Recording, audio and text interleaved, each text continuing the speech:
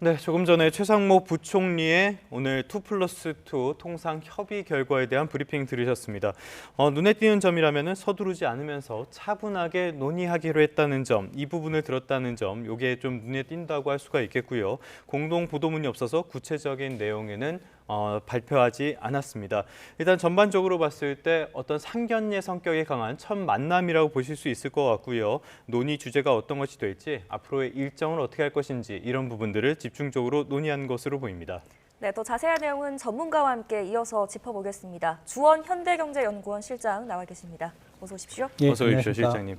조금 전에 보니까 2+2 이 협의에서 어떤 구체적인 내용보다는 일단 상견례 성격이 강했던 것 같아요. 예, 그러니까 첫 협의고 예. 1시간 10분 정도로 제가 알고 네네네. 있는데 뭐 거기서 서로 간에 뭐 자세한 얘기는 좀 하기는 어려웠을 것 같고 서로의 이제 입장을 들어봤을 것 같죠. 그래서 예. 우리는 아마 주된 목적이 상호관세 이제 90일 정도 유예가 됐는데 이제 그거를 또 상호관세를 좀 낮추고자 하는 그런 거에 아마 중점을 두고 협의를 하지 않았을까 생각이 됩니다. 예.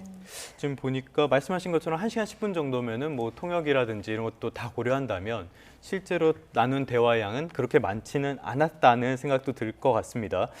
자, 관세가 양국 관계에 부정적이다. 예외 관세, 자동차 관세 이런 것들 예외나 면제 이런 것들을 강하게 요구했다고 하는데요. 반대로 미국 쪽에서는 스콧 베선트 재무장관이 상당히 성공적인 논의였다 이렇게 평가를 했거든요. 이건 좀 어떻게 봐야 될까요? 첫 회담이고요. 예. 첫 회담부터 서로 격앙된 분위기였다고 말하기는 어렵죠. 그러니까 처음에는 이제 좋게 예. 시작을 하는 게 맞는 것 같고 또 나눈 대화의 내용도 말씀하셨다시피 뭐 통역도 있고 하다 보면은 또 우리 기재부 장관 또 산업부 장관 그다음에 USTR 대표 예. 재무장관이 각각 한 명씩만 발언해도 한 명이 한 10분 정도는 했을까? 예, 그러니까 큰 이야기는 없을 것 같고 예, 처음에는 예. 이제 상견례 정도로 우리가 이제 생각을 하고 커다란 이제 범위에서 우리가 주제를 예. 좀 선정을 하자 요 정도로 아마 끝났을 것 같아서 처음이니까 예, 우호적인 분위기다 예, 그런 어떤 수사는 분명히 있었을 걸로 생각이 됩니다. 네.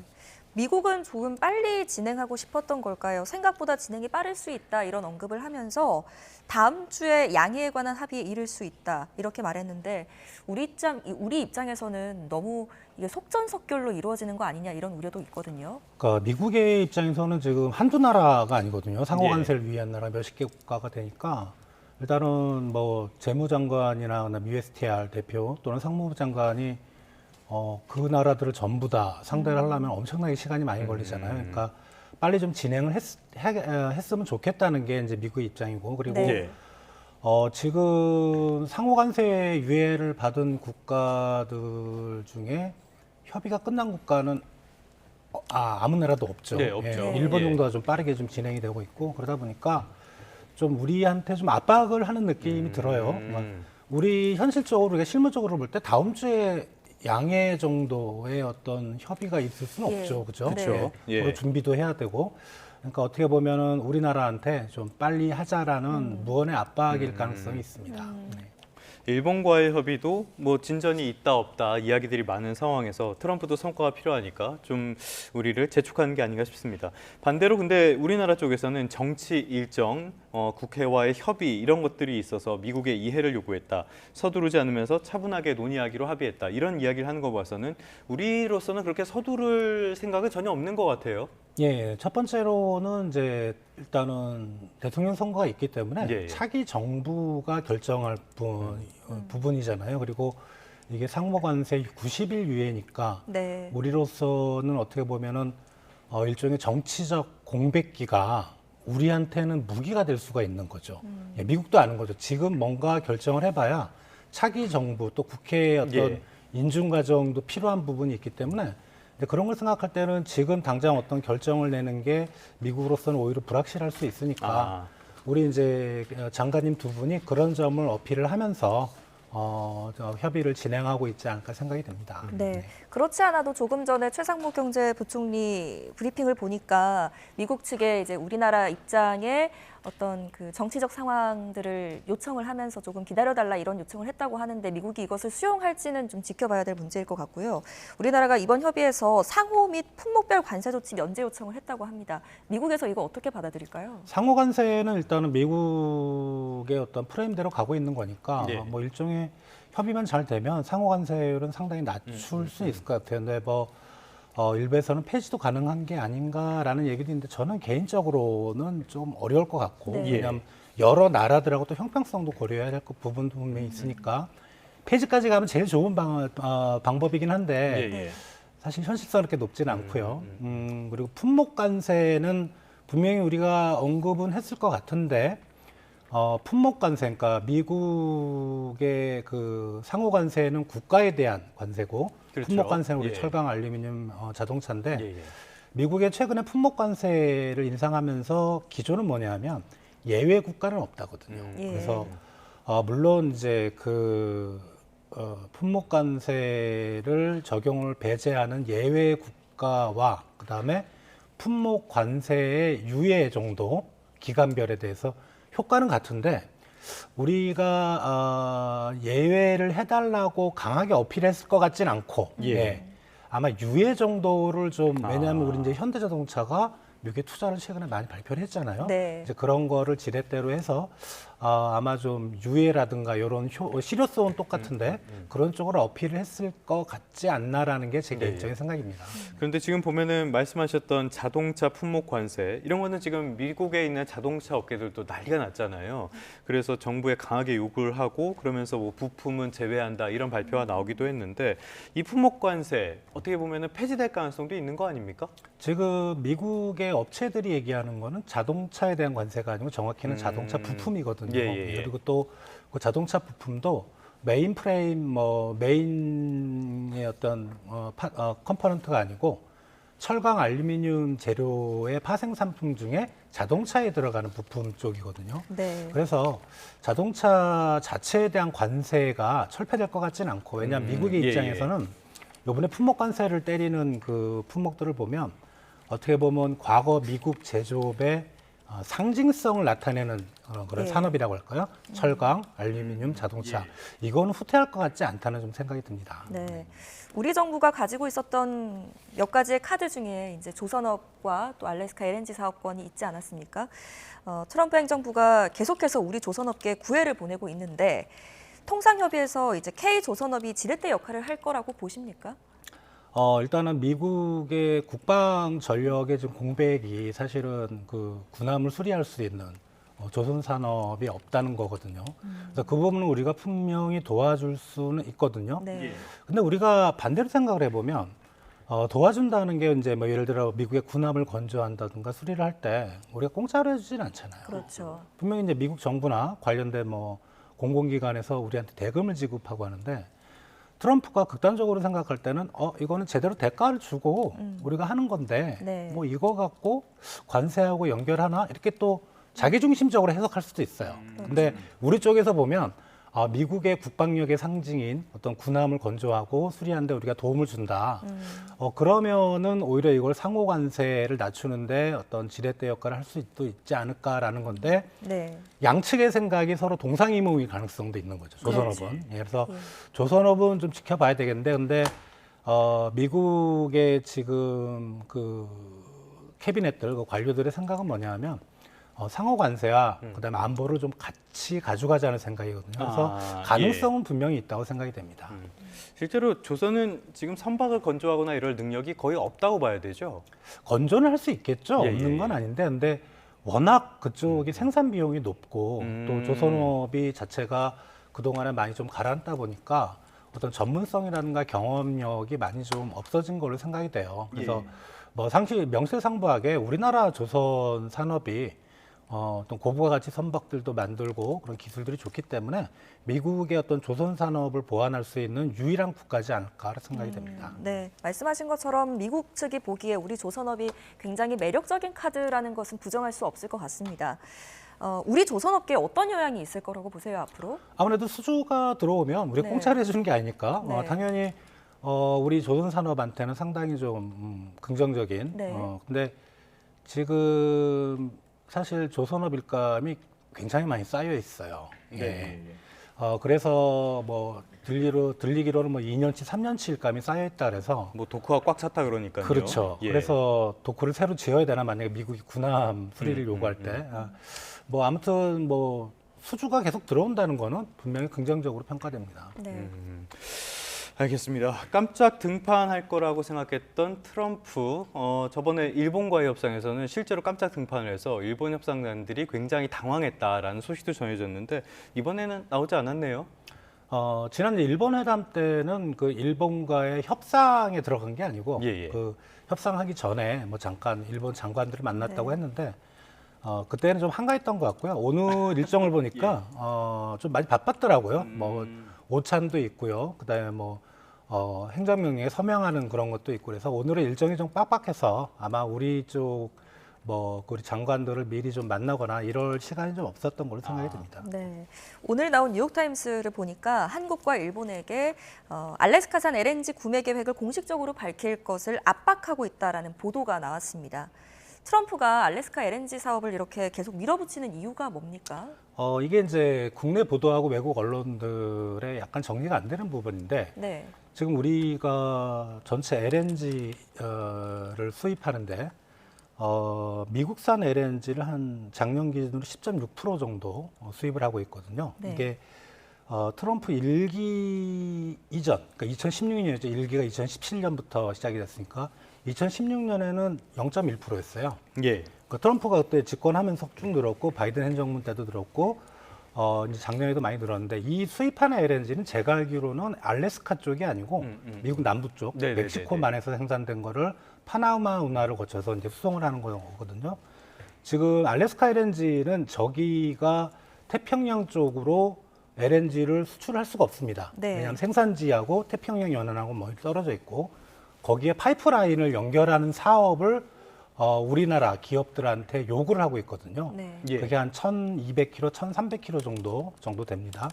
그래서 그 사업에 대해서 좀 참여를 해달라고 알래스카 주지사가 오긴 했지만 네. 방한을 하긴 했지만 미국 정부 차원에서 구체적으로 공식적으로 저걸 요청을 한 적은 없습니다. 그렇죠. 예. 그러니까 미국의 LNG를 구매를 더 해달라는 거는 멕시코만 쪽인 것 같고요. 예. 저 사업이 완성돼서 이제 만약에 태평양 쪽으로 수출하는 건 트럼프 임기 끝나올 거예요. 예. 뭐 한참 지난 다음이겠죠. 그두 예. 건이 지금 같이 보도가 돼 있어서 사람들이 많이 혼동을 하는데 좀 다른 얘기라고 좀 보시면 예. 될 것 같습니다. 네. 뭐 LNG 자체는 우리도 필요하니까 이 수입을 늘리는 건 그럴 수 있는데 알래스카 LNG 사업은 사업성이라든지 이런 데 우려가 크지 않습니까?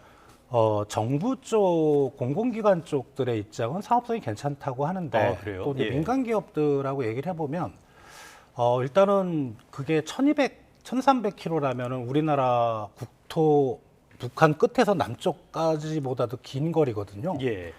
그리고 저기는 알래스카라는 데는 아시겠지만 춥습니다. 공사 기간이 1년 중에 할 수 있는 게 제가 알기로 뭐 3, 4개월 정도? 그리고 저게 정말 사업성이 있다면은 왜 그 우리보다 어떻게 보면 돈 냄새를 더 잘 맡는 미국 기업들이 여태 안 했을까라는 것도 우리가 한번 생각을 해봐야 될 것 같아요. 한번 들었다 다 나왔던 거죠. 그렇죠. 예, 다 나왔습니다. 그래서 저 사업을 하려면은 채산성이 확보가 되는데 민간 쪽에서는 좀 갸우뚱거리는 측면이 좀 있고요. 그리고 이제 저 가스관이라는 게 보통 이제 우리가 철강이나 이런 게 많이 들어갈 거잖아요. 예. 근데 저 가스관을 건설하기 위해서 우리가 이쪽에서 물건을 넘겨야 되는데 그럼 또 25% 관세를 받습니다. 거기도 관세가 들어가네요. 예, 물론 예. 뭐 저게 만약에 우리 참여한다면 미국이 전격적으로 좀 그거는 혜택을 줄 수도 있겠지만 근데 그런 걸 생각해 볼 때 이게 저거는 이제 우리 민간 기업들이 큰 리스크를 안고 들어가야 되는데 저거를 미국 정부나 우리나라 정부에서 그거를 BEP를 보장을 해줄 수 있을지 그거는 조금 민간하고 공공 쪽의 시각이 좀 많이 틀린 것 같습니다. 네. BEP는 손익분기점 예, 말씀하시는 맞습니다. 거죠. 일본도 고민하고 있고 그런데 반대로 대만은 참여한다고 해요. 아무래도 이게 정치적인 어떤 효과 같은 것들을 보는 국가 이쪽에서 조금 더 이걸 매력적으로 보는 그런 상황이라고 생각해야 될까요? 대만은 지금 목숨이 걸린 문제거든요. 음. 왜냐하면 이제 뭐 관세 문제도 있지만 예. 대만의 이제 가장 주력 산업이 어떻게 보면 산업인데 TSMC입니다. 네. 그냥 자체가. 예. 거기에 대한 이제 미국의 어떤 제재가 있을 수 있고 관세도 있을 수 있고 그런 부분도 있고 또 하나는 대만은 사실 뭐 중국의 어떤 침공 이런 얘기도 계속 나오잖아요. 그렇죠. 예. 그러니까 미국의 안보 우산 없이는 대만이 사실은 생명을 유지하기 어렵잖아요. 근데 그러다 보니까 차라리 거기다 투자를 해주면 미국이 좀 더 대만을 끌어안고 보호해주지 않을까라는 네. 이제 말씀하신 어떤 국제 정치, 군사 역학 이런 문제가 대만은 좀 더 시급한 걸로 생각이 됩니다. 네. 방위비 얘기 잠시 해볼까요? 아까 전에 최상무 부총리 브리핑 내용 중에서는 없었습니다. 방위비 내용이 다뤄졌는지 다뤄지지 않았는지 그래서 확실하게는 아직 전해진 바가 없지만 우리 측에서는 방위비 부담 이야기를 좀 피하고 싶었던 이야기잖아요. 어떻게 됐을 거라고 예상하세요? 왜냐하면 이제 일본도 그렇고요. 네. 일본은 이제 한 1% 후반 정도 GDP에 방위비 비율이 있는데 이번에 트럼프 행정부 이전에 그걸 이제 2%까지 늘리겠다고 했는데 트럼프가 공식적으로 밝히지는 않았지만 어디 기자들하고 얘기를 했는지 거의 3%까지 늘리라 이런 얘기도 했었거든요. 네. 그러니까 일본 국민들이 방위비가 올라간다는 세금을 그만큼 내야 되는 거예요. 그렇죠. 예. 지금이 한 2배를 더 방위비 쪽에 쏟아부어야 된다는 건데 일본 국민이 되게 싫어합니다. 이거는 일본은 정치 구조가 희한한 게 뭐 자민당이 계속 집권을 하지만은 지지율이 상당히 중요하거든요. 그렇죠. 지지율이 떨어지면 그냥 총리가 사퇴를 해버립니다. 네. 그러니까 그런 것 때문에 상당히 좀 그렇고 우리나라 입장에서도 보면 방위비를 올리는 게 간단한 문제는 아니거든요. 이건 예, 어떻게 예. 보면 역시 일본과 마찬가지의 어떤 그 구조를 생각하시면 되는데 세금이 올라간다는 거죠. 그렇죠. 예. 우리 국민들이 좋아할 리가 없고 그래서 우리 정부로서는 상당히 좀 부담이 되는 그런 얘기인데 다만 이제 방위비 협상을 하려면 원칙적으로는 지금은 이제 우리 기재부 장관님하고 산업부 장관님만 가셨는데 국방부 장관도 들어가야 됩니다. 예, 예. 그렇죠. 3+3이 돼야 되는 거죠. 근데 일본도 국방장관은 안 들어갔었거든요. 네. 그래서 일본에서도 방위비 얘기는 없었다고 하고 그래서 원칙적으로는 지금 회담에 뭐 1시간 10분 정도의 생각에서 방위비까지 언급을 했을까 미국이. 예. 다만 이제 구체적인 회담 내용을 전부 우리가 지금 보도 자료로 밝히지는 않잖아요. 예. 예, 예, 예. 했을 수는 있지만 지금 국방장관이 안 들어갔기 때문에 아마 방위비 얘기는 나중에 정말 미국이 요구한다면은 국방장관이 들어가는 별도의 회담이 있지 않을까 생각이 됩니다. 네. 알겠습니다. 앞으로의 대응 전략 한번 살펴봐야 될 것 같은데요. 일단 첫 발은 뗐고요. 지금 트럼프의 지지율이 특히 경제 지지율이 굉장히 많이 하락하고 있고요. 금융시장도 흔들리고 다른 정책들도 다 삐걱거리고 있단 말이에요. 이런 것들을 우리가 활용할 방법, 이용할 방법은 없을까요? 이게 이제 트럼프의 그 과거 예. 저서를 보면 그 11가지 전략 중에 비용은 적당이라는 게 있습니다. 그러니까 트럼프가 예. 이제 그걸 최근에 많이 생각을 하는 것 같아요. 너무 관세를 인상하고 하다 보니까 이게 미국 국민들이 별로 안 좋아하고 미국 예. 경제도 침체된다고 계속 그러고 네. 그래서 지지율 떨어지고 그렇기 때문에 한 발 좀 물러서는 느낌이 분명히 있습니다. 예.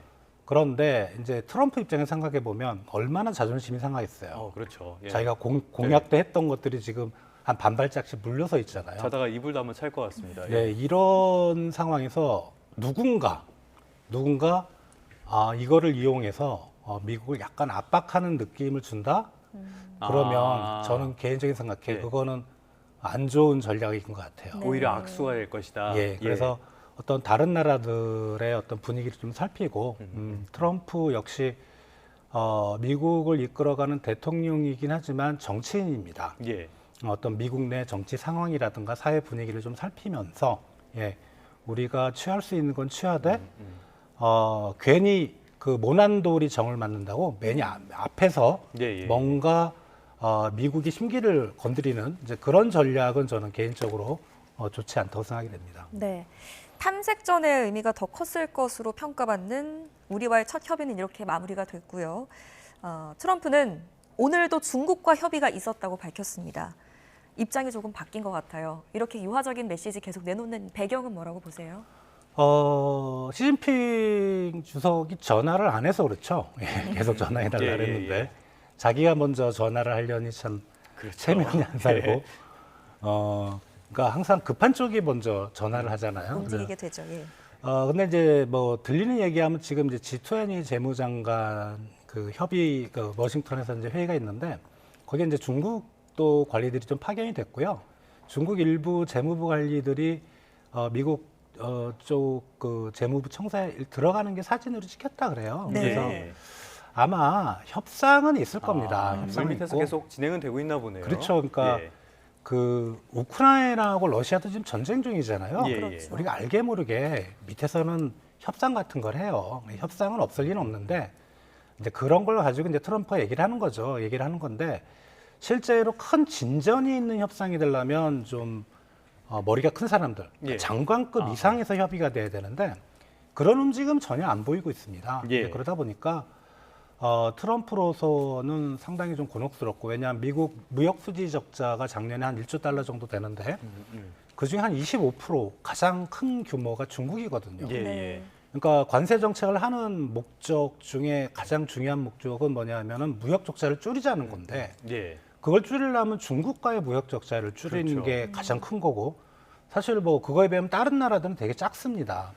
그러니까 중국에 대해서 무역 적자를 줄이려면 중국과 대화를 해야 되는데 그러려면 시진핑 주석하고 전화부터 시작을 해야 되는데 예. 시작부터가 지금 아예 스톱이 된 거죠. 아. 네, 그러다 보니까 중국에 대해서는 조금 이제 처음엔 강공으로 갔다가 이제 약간은 좀 유화적인 제스처를 하면서 이렇게 좀 잘해보자, 제발 전화 좀 해달라 이제 예, 예. 그런 걸로 보시면 될 것 같습니다. 네. 첫 눈싸움에서는 트럼프가 졌다라는 평가가 나오는데 시진핑에게 전략을 읽혔다라는 그런 분석도 나오는 것 같아요. 근데 그렇다고 해서 중국도 마냥 계속 이러고 시간을 끌기에는 중국 역시 굉장히 부담스러운 상황 아닙니까? 예, 맞습니다. 지금 중국 경제 성장률 IMF 전망치를 보면 기존 5% 내에서 지금 4%까지 떨어뜨렸거든요. 네. 이게 이제 미국의 관세 정책 때문인데, 그리고 이제 중국이 지금 소비자 물가가 계속 마이너스가 나오고 있습니다. 예, 예. 이상한 거죠. 예, 그리고 그 돈을 계속 풀어요. 금리를 떨어뜨리면서. 이거는 디플레이션입니다.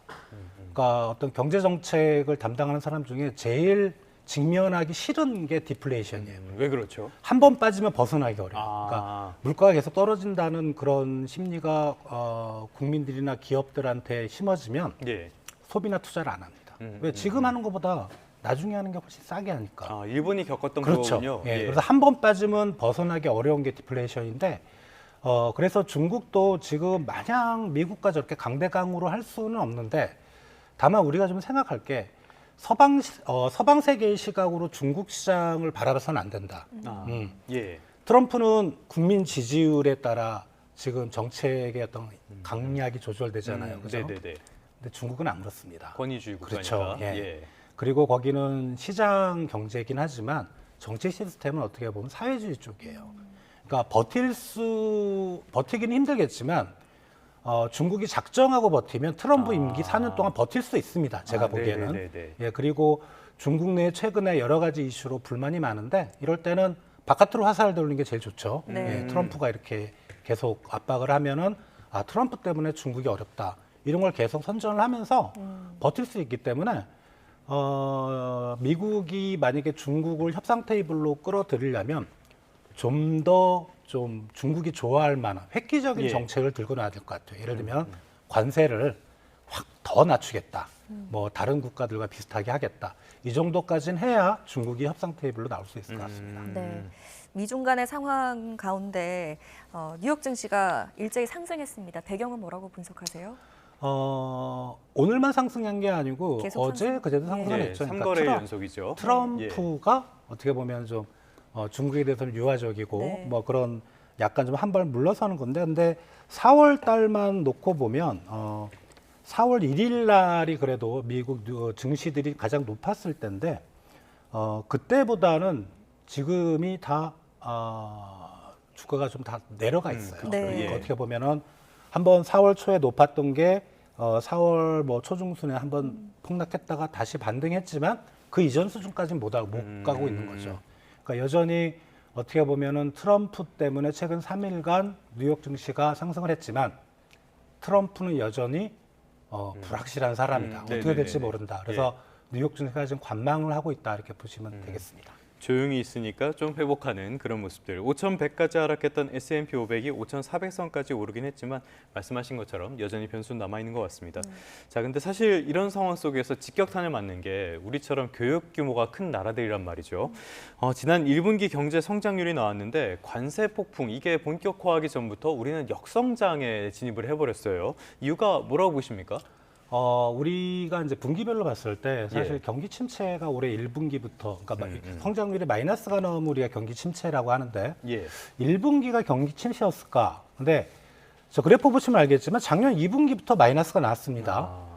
물론 이제 작년 1분기가 워낙 좋았기 때문에 뭐 그 기저 효과도 있지만은 근데 2분기에 마이너스가 나오고 3분기, 4분기 보면은 0.1, 0.1이거든요. 거의 제로 성장입니다. 예. 그러니까 1년 동안 사실 경기 침체는 지속이 됐다고 생각이 되고요. 네. 이게 뭐 특별히 올해 1분기만 더 나빠서 그런 건 아닌 것 같고, 예. 저 그래프부터 한 1년 동안 경기 그렇네요. 침체가 계속 예. 안 좋았고, 그리고 문제는 뭐냐 하면 이제 앞으로가 문제인데, 네. 저거는 이제 주로 내수가 끌어내린 효과거든요. 근데 앞으로를 보면 사실 1분기에는 미국의 관세 인상 효과가 없습니다. 거의. 예. 이제 2분기부터 관세 인상 때문에 수출도 급격하게 악화될 가능성. 이러면 정말 극단적으로는 올해 연중 내내 마이너스가 나올 수도 있어요. 예, 예, 예. 근데 물론 뭐 확률은 마이너스보다는 소폭 플러스가 좀 높긴 하지만 그래서 지금 IMF도 우리 2%에서 1%로 1%포인트를 낮췄는데 개인적인 생각은 올해 연간 기준으로 봤을 때 경제 성장률 1%는 달성이 어렵다고 생각이 듭니다. 거의 뭐 기정사실이고요. 예, 예.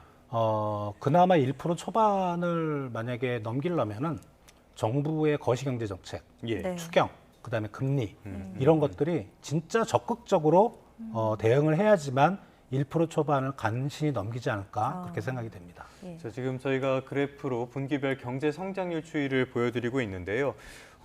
여기 보면은 말씀하신 것처럼 지난해 2분기부터 계속적으로 저성장 국면이 이어지고 있고요. 그래픽 준비한 게 하나 더 있습니다. 부문별의 성장 기여도인데요. 보면은 다 마이너스예요. 이게 어떤 의미를 갖는지 좀 설명 좀 부탁드리겠습니다.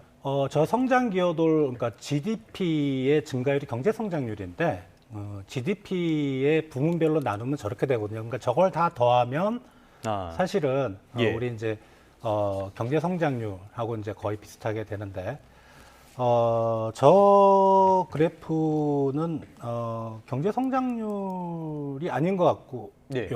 예, 왜냐하면 전 기여도죠. 기여도죠. 예. 예. 그래서 저기 보시면 사실 민간 소비나 정부 소비 쪽은 마이너스는 나왔지만 거의 뭐 영향을 안 미쳤다고 보시면 됩니다. 물론 마이너스가 나오기 좋은 건 아닌데, 근데 문제는 이제 건설 투자입니다. 건설 투자가 너무 하락폭이 크다 보니까 예, 예. 이게 또 건설 투자 자체에 지금 성장 기여도만 나오고 있는데 우리 아시겠지만 건설 투자는 노동 집약적 산업이고 그렇죠. 고용 시장에 예. 미치는 영향이 큽니다. 저게 약간의 시차를 두고 소비 쪽의 성장 기여도를 떨어뜨리는 역할을 합니다. 예. 그게 이제 가장 큰 걸로 보이고요. 지금 오히려 소비도 어렵지만 지금 한국 경제의 어떤 회복력을 복원하려면 건설 투자부터 어떻게 처방을 해야 됩니다. 근데 건설 투자를 처방하려면 아시다시피 부동산 경기를 띄워야 되냐. 예. 예. 근데 건설 투자가 부동산만 있는 건 아니거든요. SOC도 있습니다. 네네. 그리고 SOC라는 거는 이미 정부가 몇십 년 후까지 다 계획을 세워놓은 거기 때문에 그런 쪽 예산이라도 요번 만약에 추경은 이미 편성이 됐지만 다음 정부가 들어서서 뭐 내년 예산이나 뭐 추가 추경을 할 때는 SOC 예산을 좀 많이 좀 증액을 해야 경기가 회복력을 가질 걸로 생각이 됩니다. 네. 앞서서 앞으로가 더 문제다. 그래서 거시경제, 그러니까 뭐 금리 인하라든지 추경이 제때 이루어져야 된다라는 의견을 주셨는데 이미 골든타임을 늦췄다는 데에는 의견을 같이 하십니까? 사실 이제 한국은행이나 기재부한테는 미안한 얘기인데 예. 많이 늦었어요. 예. 특히 한국은행에 대해서는 참 물론 뭐 이건 여러 전문가들의 시각이 틀리니까 네. 저는 개인적으로 타이밍이 너무 늦었어요. 예. 작년 2분기에 이미 마이너스가 나왔고 뭐 그거는 뭐 1분기과도 워낙 높았기 때문에 떨어지는 효과를 하더라도 3분기부터 0.1 정도 그리고 지금 도소매업 같은 경우는 뭐 한 2년 가까이 지금 계속 침체가 되고 있거든요. 사실 금리를 더 떨어뜨려야 되는데 한국은행 입장도 이해는 가죠. 가계부채가 계속 높았으니까. 네. 다만 우리가 정책을 할 때는 뭐에 더 중요한 그 방점을 둬야 되느냐. 가계부채를 중요할 거냐. 예. 아니면 자영업들이 막 쓰러지고 사람들이 돈을 못 벌어서 신용불량자가 되는 거를 더 중요할 거냐, 중요시할 거냐. 선택을 해야 되는데 그 선택도 사실은 뭐 경제를 바라보는 철학의 입장에서는 다르겠지만 저라면은 가계부채는 차라리 다른 마이크로 수단을 동원해서 막고 뭐 DSR을 좀 강화시킨다든가 금리는 좀 빠르게 떨어뜨렸어야 됐지 않는가. 왜냐하면 주요국들 중에 뭐 일본이나 이런 나라를 빼고 일본은 최근 올리니까 유럽 중앙은행하고 우리하고 또 비교해봐도 우리가 예. 너무 금리 인하 타이밍도 늦었고 예. 인하폭도 적습니다. 그랬을 때 이게 정말 맞는 정책이냐. 물론 이제 후에 많은 학자들이 연구를 할 겁니다. 이 부분에 대해서 논쟁이 많기 때문에. 근데 저는 개인적인 관점에서는 타이밍도 많이 늦었고요. 네. 금리 인하폭도 너무 좀 작지 않은가 그렇게 생각이 됩니다. 그러니까 시기가 늦었고 인하폭도 부족했다. 통화 정책이나 재정 정책 둘 다 부족했다는 말씀이신데 추가 경정 예산에서는 금액이 12조로 나왔단 말이에요. 이 금액 자체는 좀 어떻게 보십니까? 12조에 대해서 이제 우리가 그 재정 승수라는 게 있는데요. 예. 그걸 가지고 이제 실제 경제 성장률에 얼마나 영향을 미치냐는 건데 한국은행 내부 보고서에서는 대략 우리가 계산하기 편하게 말씀드리면 10조당 0.5. 아, 예. 근데 한은 총재는 그 보고서는 잘못 약간 이상하다. 0.1 그렇게 얘기를 하고 있고요. 예. 저희 연구원에서 나오는 거는 0.3 정도 보고 0.3. 있습니다. 그래서 예. 10조 만약에 추경해서 성장률 0.1을 올릴 거라면 한은 총재님 얘기대로 그럼 뭐하러 추경을 합니까? 0.1 꼴랑 올리는데. 그래서 저희 연구원에서 한 0.3이 저는 맞다고 보고요. 한 0.3 정도의 효과는 있는데 근데 부문별이 중요해요. 근데 요번에 추경을 이제 기재부에서 12조를 하면서 뭐라고 언급했냐면 경기 대응 추경은 아니라 그랬거든요. 예. 그러면 사실 0.3보다는 확실히 밑으로 좀 떨어집니다. 네. 그리고 그 정말 중요한 거는 이제 규모 이야기는 조금 이따가 말씀드리고 경기 대응 추경이 중요한 거거든요. 경기 대응 추경. 그러니까 쉽게 말하면 소비나 투자를 진작시킬 수 있는 직접적으로 지출이 되는 그런 추경이 필요한데 예. 이게 언제부턴가 누군가 뭐 지금 한국 경제 실력은 이 정도밖에 안 되고 네. 중장기 성장 잠재력이 떨어진다. 네. 그래서 그런 걸 높일 수 있는 그런 정책들이 필요하다고 했는데 지금 우리가 당면하고 있는 경제 성장률 마이너스 0.2% 1분기는 그런 중장기 얘기가 아니에요. 그 말씀하시는 사람이 착각을 하고 있는데 지금 당장 굶어 죽는 그런 거거든요. 예. 그러니까 그런 쪽에 오히려 방점을 좀 추경을 했었어야지 지금처럼 경기 대응이 아닌 좀 뭐 중장기 성장 잠재력을 높이는 추경 이거는 뭔가 포인트가 잘못됐다고 생각이 돼요. 그리고 규모는 개인적인 입장이지만 12조 갖고는 안 될 것 같아요. 지금 왜냐하면은 올해 제가 좀 약간 극단적으로 얘기해서 올해 연간으로 마이너스도 나올 수 있다고 생각을 했는데 예.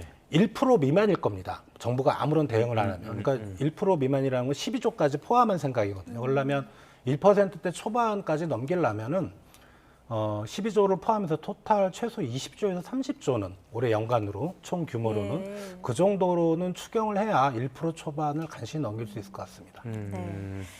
우리 경제가 이미 골든타임을 좀 넘겼고 또 회복 탄력성도 잃고 저성장 늪에 빠졌다는 분석을 또 말씀해 주셨는데 향후 어떻게 좀 예측을 하십니까?